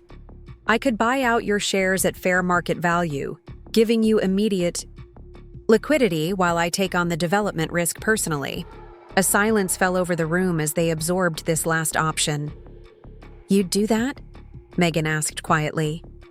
Take on that entire financial burden yourself? For Pine Haven? Yes, I said simply. It matters that much to me. But that's not fair. To you, James said, surprising me with his concern. You shouldn't have to shoulder this alone. It's not about fairness, I replied. It's about finding a solution that meets everyone's needs. You all get the financial benefit you were seeking. From the sale, I get to preserve something irreplaceable to me. Eliza was already recalculating, her mind working through the implications. If you bought us out, what exactly would that entail? Would we still have any access or involvement with Pine Haven? That would be up to all of us to decide, I said. I'd want you to still consider it your family home, to visit, to maintain your connection to it. But decisions about its development and management would be mine. What about Mom? Megan asked. How do we explain this to her? We tell her the truth, James said firmly, that we explored all options as a family and determined that Olivia's approach best balances everyone's needs and honors Dad's wishes for the property. The mention of our father brought a contemplative silence. We each held our own memories of him at Pine Haven, teaching us to swim off the dock, building the fire pit where we roasted marshmallows, showing us how to identify constellations in Mai, the night sky undimmed by city lights. He'd like this solution, Megan said softly, knowing Pine Haven would stay in the family, that its character would be preserved while still evolving. I think you're right, Eliza agreed, surprising me with her support. Dad was always practical, but he valued tradition, legacy. This approach honors both. Let's sleep on it, James suggested. Give ourselves time to think through the implications, but I'm inclined to support Olivia's buyout offer, assuming we can agree on fair valuation and some continued family connection to the property. As they prepared to leave a few hours later, the evening having evolved from tense negotiation to something approaching collaborative problem-solving, Eliza pulled me aside. I underestimated you, she said quietly. Your attachment to Pine Haven, yes, but more than that. Your vision, your determination. I'm sorry for dismissing your perspective so easily. Thank you, I said, genuinely touched by her acknowledgement. It means a lot to hear you say that. You're going to make something beautiful there, she added, a hint of wistfulness in her voice. Something Dad would have been proud of. After everyone had gone and I was cleaning up alone in my kitchen, I found myself smiling unexpectedly. We had a long way to go, legal details to sort out, financial arrangements to formalize, a development plan to refine. But for the first time, I felt confident that Pine Haven would remain in our family, that its essential character would be preserved while allowing it to evolve for a new chapter. More than that, I felt a shift in my place within the family, not just the caretaker of memories or the agreeable sister who went along with others' decisions, but someone whose vision and determination were finally being recognized and respected. The developers called the next morning, earlier than I had expected. Jeremy's tone was noticeably less confident than it had been during our meeting. Ms. Chen, I've discussed your alternative development concept with our investment team, he began, a forced brightness in his voice. While creative, I'm afraid it doesn't align with our company's core business model or return expectations. I understand, I replied, suspecting where this conversation was heading. That said, we recognize the unique situation with the access road creates. Complications for our original plans. He cleared his throat. We'd like to propose an amicable resolution. We'll release the property from the purchase contract in exchange for return of our deposit plus a small consideration for our time and planning expenses. In other words, they were backing out entirely, recognizing that the legal complications and revised development restrictions made the project less attractive than they had initially believed. I believe that's a reasonable approach, I said, keeping my voice neutral despite the surge of relief I felt. I'll have my attorney contact yours to formalize the details. After ending the call, I immediately texted my siblings. Developers backing out completely. Property will remain in family hands. Meeting tonight to discuss next steps? Their responses came quickly. James with a thumbs-up emoji uncharacteristic of his usual formal texting style, Eliza with available after 7, and Megan with an explosion of celebratory emojis that made me smile. I spent the day in a state of focused energy, refining my plans for Pine Haven's future. Without the pressure of competing with the developer's timeline, I could take a more measured approach to its evolution, perhaps even involving my siblings in aspects of the redesign that interested them. That evening, we gathered at my apartment. Again, the mood noticeably lighter than the previous night. James brought champagne, declaring that regardless of what specific path we chose going forward, the fact that Pine Haven would remain in family hands warranted celebration. "To Dad," he said, raising his glass once everyone was served, who somehow foresaw all of this when he transferred that access road to Olivia. "To Dad," we echoed, the simple toast carrying layers of meaning unique to each of us. As we settled into comfortable conversation about Pine Haven's future, I realized something profound had shifted in our family dynamic. The hierarchy that had defined our relationships for so long, James the decision-maker, Eliza the practical voice, Megan the peacekeeper, me the overlooked middle child, had begun to dissolve, making space for a more balanced exchange of ideas and recognition of each other's strengths. "I've been thinking about your buyout offer," Eliza said during a lull in the conversation. "While I appreciate the gesture, I'm not sure it's necessary." "What do you mean?" I asked, surprised by this change from her previous position. "If we structure the development as a family-limited partnership, we could all maintain ownership. Stakes while giving you majority control and management authority," she explained. "You'd have the decision-making power you need to implement your vision, we'd retain connection to the property, and any eventual profits would be shared accordingly." "That's actually a really elegant solution," James said, looking at Eliza with newfound respect. "It would require clearly defined roles and expectations," she continued, warming to her topic. "A formal operating agreement, capital contribution commitments, distribution policies. But it could work." "Could you create something like that?"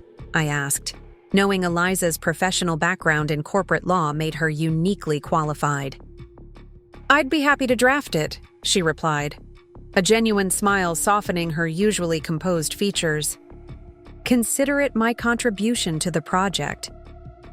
"And I could help with the design elements," Megan offered eagerly. "The interior spaces, the landscaping, marketing materials. That's literally what I do for clients every day. I have contacts in hospitality financing who might provide favorable terms for the initial construction phases," James added. "And I can handle the conversations with Mom about restructuring her care funding in the interim." As they continued offering their various skills and resources, I felt a warmth spreading through me that had nothing to do with the champagne. This was what family should be, each member contributing their unique strengths toward a shared goal, each voice valued for its particular perspective. "Thank you," I said when there was a natural pause. "All of you. Not just for these offers of help, but for listening. For really hearing me when I said Pine Haven matters." "We should have listened sooner," James acknowledged. "And I'm sorry we didn't. But we're listening now," Megan added, reaching for my hand. "Better late than never, right?" "Right," I agreed, squeezing her fingers. "And I'm listening to you all too. This isn't just my vision for Pine Haven anymore. It's ours, collectively. We each bring something essential to its future." The conversation flowed long into the evening, practical details interspersed with reminiscences about summers past and hopes for what Pine Haven could become. By the time we parted ways, we had the outline of a plan, a family-limited partnership, with me as managing partner, a phased development approach beginning with the event venue, and specific roles for each sibling based on their skills and interests. 2 days later, we all drove out to Pine Haven together to share the news with Mom. It was the first time in years all 4 of us had arrived at the cabin as a united group. As we walked down to the dock where Mom waited in the Adirondack chair, she had always favored, I felt a sense of rightness, of pieces falling into place that had long been misaligned. "Well," Mom said as we approached, her gaze taking in our unlikely solidarity. Something's changed. Everything and nothing, I replied, settling on the dock beside her while the others arranged themselves around us. Pine Haven is staying in the family. As we explained the series of events and our collective decision to preserve and thoughtfully develop the property, Mom's eyes filled with tears. "Your father would be so proud," she said, reaching for my hand. "Not just of the outcome, but of how you've all come together to make it happen." She looked around at each of us. This is what he always wanted, for his children to truly see and value each other. In that moment, with the lake stretching before us and the pines whispering overhead, I understood that what we had preserved wasn't just property. It was the possibility of becoming the family we were always meant to be, connected not by obligation or habit, but by genuine appreciation for each other's unique qualities and contributions. The access road that Dad had quietly transferred to me had indeed provided leverage in a property dispute. But its true value lay in forcing us to confront the patterns that had defined us for too long, creating space for new dynamics to emerge. As the sun began to set, casting golden light across the water, we gathered around the fire pit. James built the fire with the careful precision Dad had taught him. Eliza produced marshmallows, chocolate, and graham crackers from a bag I hadn't noticed her carrying. Megan found the perfect roasting sticks, just as she had when we were children. And I sat beside Mom, our shoulders touching, watching my siblings move in this familiar choreography with new awareness and appreciation. Some roads lead us away from what matters, but sometimes, if we're fortunate, they lead us right back home, to places and people we can finally see clearly, and who at last can truly see us. The transformation of Pine Haven began on a crisp autumn morning 6 months after our family decision to maintain ownership. I stood on the dock, watching the sunrise paint the lake in shades of gold and coral, a steaming mug of coffee warming my hands. A light mist hovered over the water's surface, giving the scene an ethereal quality that made me pause in appreciation. These quiet moments at dawn had become my ritual during the renovation process, a way to center myself before the day's demands began. Behind me, the cabin was already stirring with activity. The construction team would arrive in an hour to continue work on converting the boathouse into an event preparation space. Megan had driven up from Philadelphia yesterday with fabric samples and lighting fixtures for the main gathering area. Today, we would finalize the interior design elements that would blend the cabin's rustic character with the elegant functionality needed for hosting weddings and corporate retreats. "Morning, Lake Lady," came a familiar voice from the path.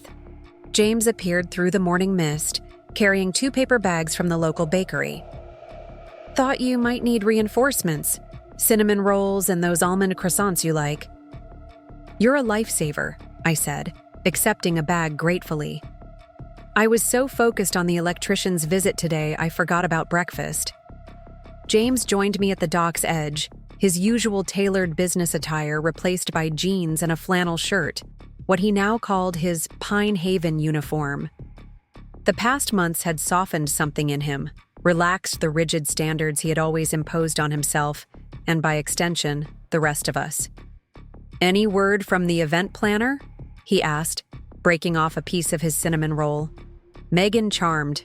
"Her thoroughly yesterday. She's already talking about a feature in some wedding magazine once we're officially open." "That's our Megan," James said fondly. "She could convince a fish it wants to go mountain climbing."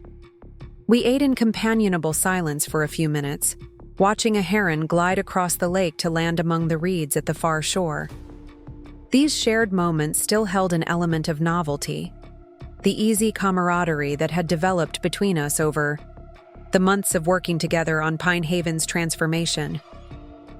"Have you thought more about the partnership agreement adjustments Eliza proposed?" James asked eventually. I nodded. "They make sense.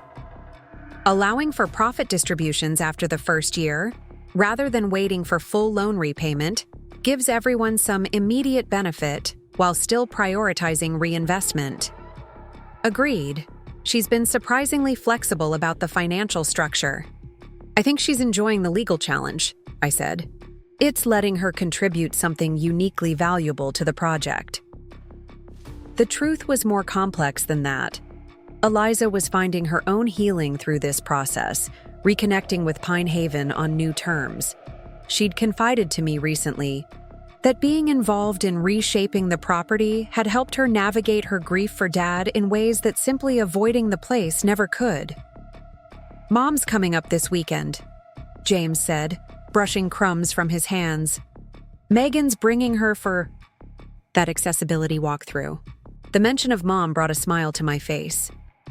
She had watched Pine Haven's evolution with quiet pride, offering occasional suggestions but mainly expressing gratitude that the place her husband had loved was finding new life through his children's collaborative efforts.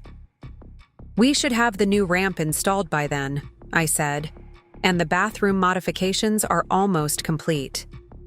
Making Pine Haven accessible for Mom as her mobility decreased had been a priority for all of us. It represented our collective commitment not just to preserving the property, but to ensuring she could continue to be part of its story.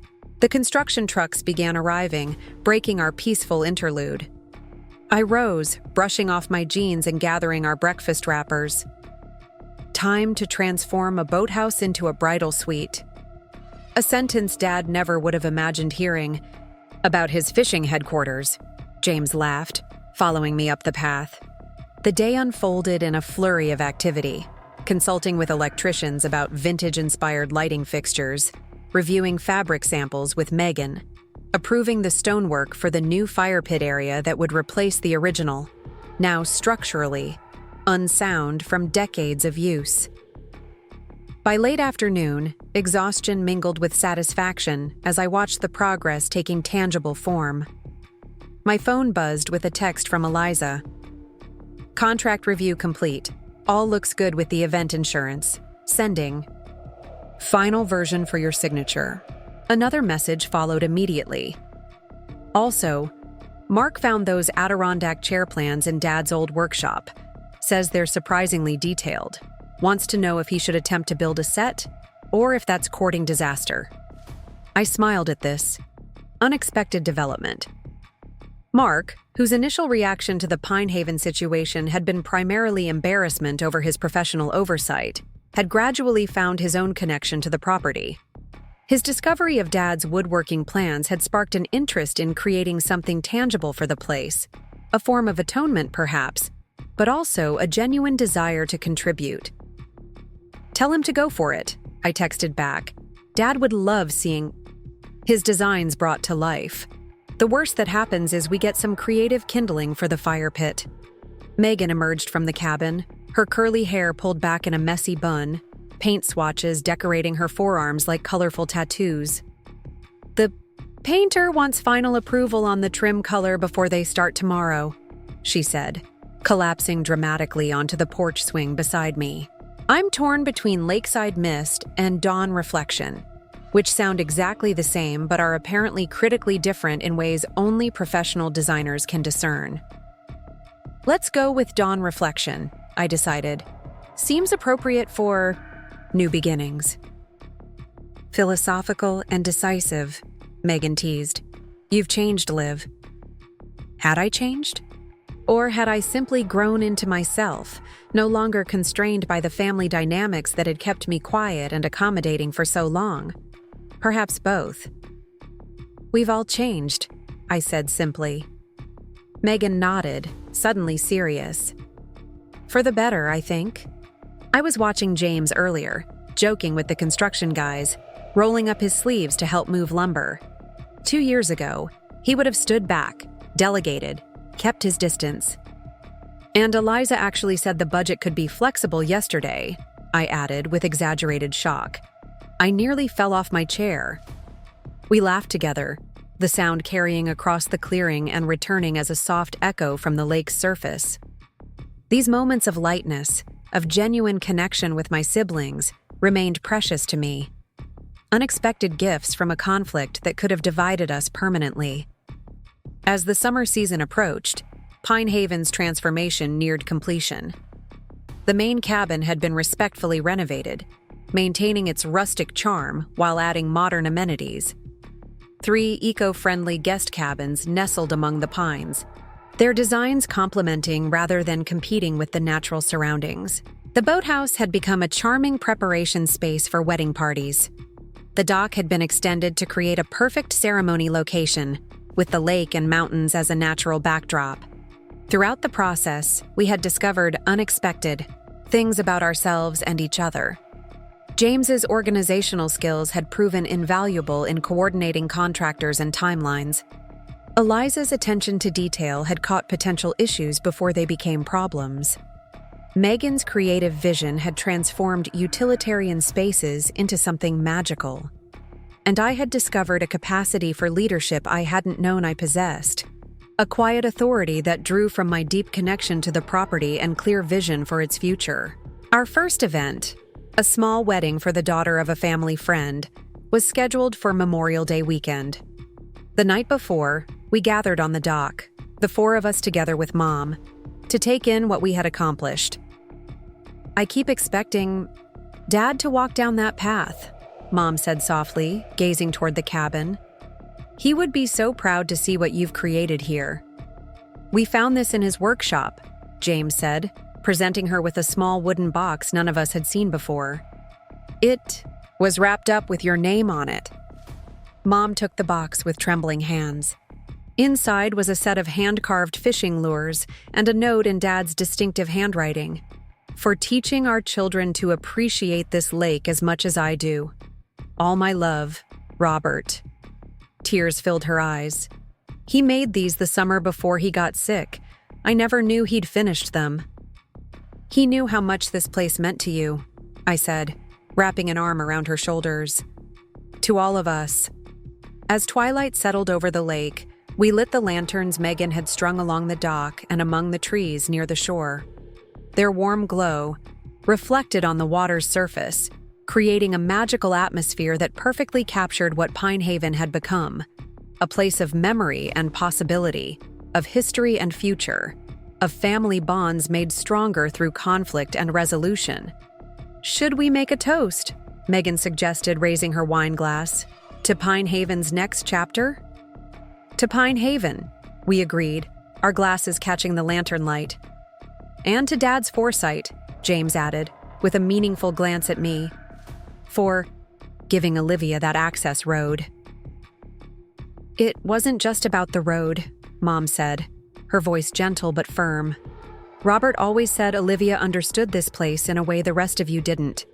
The road was his way of ensuring that understanding wouldn't be overlooked. Her words settled over us, a confirmation of what I had come to realize through this journey.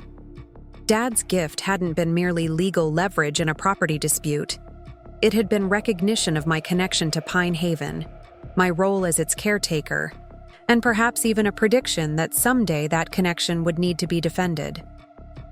The wedding the next day unfolded perfectly, the bride radiant against the backdrop of the sparkling lake, guests enchanted by the venue's natural beauty enhanced by thoughtful design. At the reception, as fairy lights twinkled in the trees and music drifted across the water, I found myself standing slightly apart, taking in the scene with a deep sense of satisfaction. You did it, Eliza said, joining me with 2 champagne flutes, offering one to me. Your vision for this place? It's everything you said it could be. We did it, I corrected, accepting the champagne. I couldn't have done this alone. She smiled, her usual composure softened by genuine emotion. No, but it wouldn't have happened at all without your stubbornness, without you forcing us to listen. She raised her glass slightly. Thank you for fighting for this place, for making us see it through your eyes. Across the gathering, I caught sight of James speaking with potential clients who had attended as guests, his natural networking, skills now directed toward our shared enterprise.